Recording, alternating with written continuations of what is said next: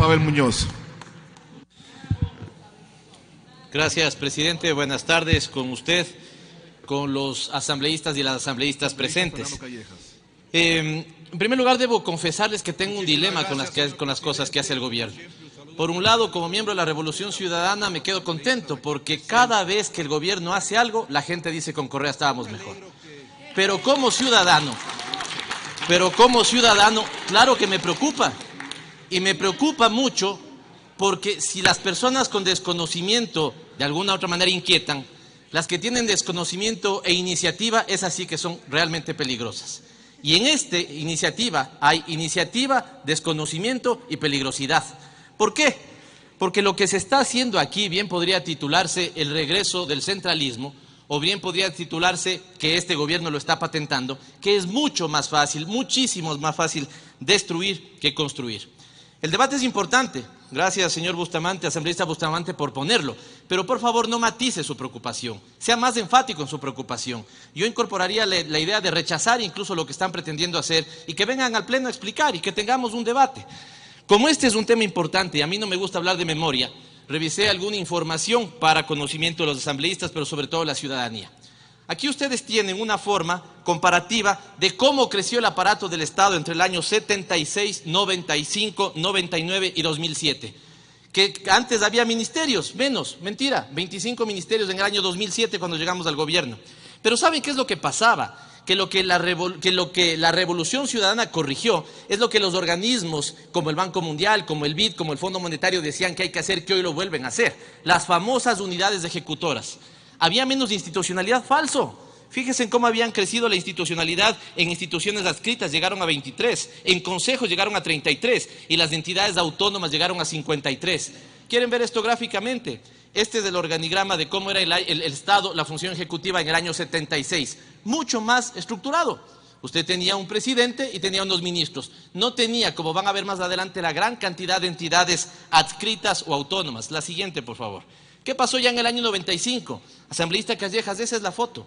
No había menos Estado. Esa es la foto del año 95. Lo que pasaba es que no les llamaban ministerios, les llamaban unidad ejecutora para la modernización hospitalaria del Banco Mundial, para la modernización de la educación del otro lado, y lo que se hizo en un momento determinado es recuperar rectoría.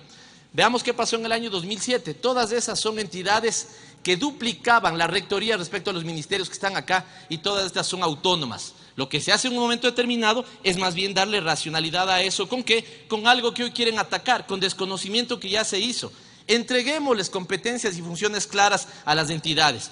¿Quién planifica? ¿Quién coordina? ¿Quién regula? ¿Quién tiene rectoría? ¿Quién hace ejecución? ¿Y cómo se prestan los servicios? Si quieren que los servicios se presten de manera territorializada, por dos vías, descentralización y desconcentración. Sobre descentralización es posible que no se haya hecho todo lo que se debería hacer, pero sobre desconcentración se hizo mucho. Querer tumbar la vía de la desconcentración debería ser rechazado por todos, sobre todo por los que no son quiteños, porque esta es una afrenta a todos los cantones del país que no son Quito y a todas las provincias que no son Pichincha. Así, en cambio, se terminó la función ejecutiva con el presidente Correa, más estructurada, se sabía quién planificaba, había una instancia de coordinación. ¿No tienen ustedes la sensación de que hoy el sector social no coordina? No coordina. ¿No tienen la idea de que el sector de estratégicos no coordina? No coordina. Perdieron secretarías o ministerios de coordinación, que su tarea no era ejecutar, su tarea era coordinar. Y hoy lo que este gobierno menos tiene es coordinación. Pero como esta no es la parte central en discusión, esta sí espero que les preocupe. Así se estructuraban de manera nacional los ministerios. La pregunta es, asambleístas, ¿cómo se estructuraban de manera local? Les voy a poner solamente 4 ejemplos. ¿Ejemplos de qué? De este principio, de esta máxima. En el año 2007, entiéndase bien, ningún ministerio, y no estoy exagerando, coincidía en su estructura territorial uno con otro. Por lo tanto, jamás iban a topar con política pública en el territorio. Este es el ejemplo del Ministerio de Agricultura y Ganadería. ¿Qué tenía? El anterior, por favor, Ministerio de Agricultura y Ganadería. Tenía 4 instancias territoriales. El litoral lo dividía en 2, la sierra dejaba solo uno y la Amazonía otro. Pasemos al siguiente. El Ministerio de Educación. Ya la foto es distinta. El litoral se divide en 2, la sierra se divide en 2 y la Amazonía de otra forma. Pensemos otro. Esto es Obras Públicas y Transporte. Ya no tenía de manera regional. Tenía subsecretarías en Azuay, en Guayas, en Manabí y Pastaza. O veamos lo que pasaba con el Ministerio de Salud. Todo atendido centralmente, menos de estas provincias del litoral. ¿Ustedes no creen que eso ameritaba una intervención para racionalizar esa forma, digamos, dispersa, desordenada de operar en el territorio? Por supuesto. Y para eso se hicieron, ¿no es cierto?, regiones de planificación para que de alguna u otra manera los ministerios tengan una sola estructura territorial con la que puedan hacer su planificación. Ojo, planificación, no gestión de servicios. Porque aquí hay dos conceptos, y esta es una buena discusión en términos de concepto.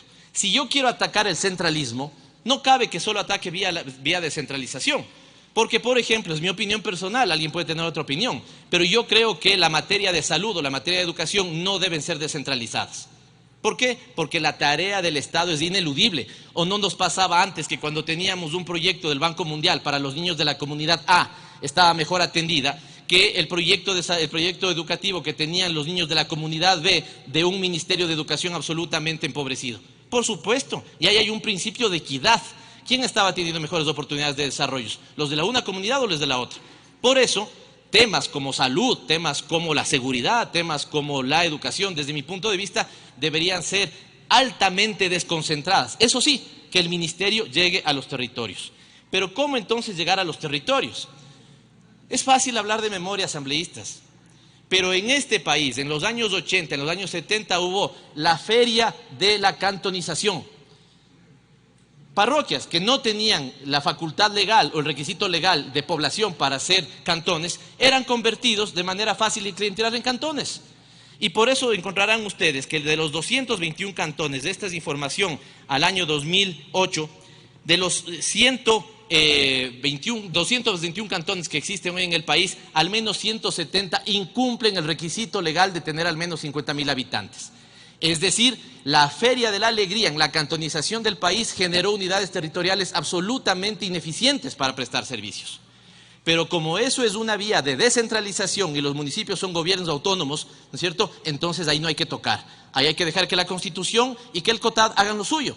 Pero en cambio en la función ejecutiva sí que se podría generar una mejor estructura territorial para atender. Por eso el asambleísta que me antecedía, Del Oro, tiene razón. Yo no soy tan enfático en su planteamiento, pero tiene razón, porque si lo que ella está planteando es mayor desconcentración incluso en su zona, lo que le están diciendo asambleísta es que hoy volvemos, ¿no es cierto?, a la concentración en Quito.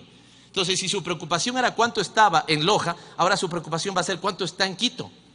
Y entonces, evidentemente que estamos haciendo un retroceso. Asambleístas de Santo Domingo, que es una provincia nueva, tenían exactamente la misma preocupación. Esta es la forma, entonces, en la que se generaban. ¿Qué pasa cuando yo tengo asambleístas en la vía de la desconcentración? Ojo, no de la descentralización. ¿Qué pasa cuando yo tengo 5 cantones chiquitos de a 10.000?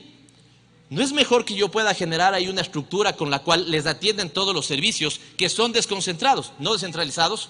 Salud, educación, centros como la UPS, las unidades de policía comunitarias, los centros infantiles del buen vivir, los centros de cuidado de los ancianos. Acabamos de presentar con la asambleísta Solís una iniciativa legal que más bien lo que plantea es que haya más fortalecimiento de un sistema de cuidado en los ámbitos territoriales. Pero aquí no nos están diciendo eso, asambleístas. Por eso es que tenemos una preocupación fundamental, porque esto claramente es más fácil destruir que construir. Ahí están los datos, provienen de CENRES, provienen de las estructuras ministeriales. No me estoy inventando para este debate, simplemente un tema para que ustedes conozcan. El gobierno del Ecuador, en Secretaría de Planificación, que hoy la han señalado, pero que debo recordarles que ya no existe, hasta donde yo me acuerdo, este gobierno eliminó la Secretaría de Planificación y la Secretaría de la Administración Pública. En cambio, lo que tuvimos es, en su momento, la ONU premió la transparencia de la gestión por reformas en el sistema de información, además territorializado. Tiene un minuto, señor asambleísta. Y termino con esto, presidente. O como la OEA cuando galardonó a la Secretaría de Planificación por generar, ¿qué?, una estructura territorializada. Lo que están haciendo es algo que suena a querer desmontar un aparato burocrático grande, pero que en realidad, ¿no es cierto? Además, primero, si ya leyeron, me solidarizo con ustedes, y si no, tienen que, digamos, desencriptar lo que dice ese acuerdo ministerial. Bien le decía la asambleísta Solís, no es claro lo que se quiere, tienen que desencriptar, y cuando desencripten se van a encontrar con dos conclusiones: botar a gente a la calle en las provincias y volver al centralismo. Si eso no es materia de preocupación, asambleístas, ¿qué es? Ojalá con esto pase lo mismo que con la venta del avión presidencial. Ojalá que quede en nada. Gracias, presidente.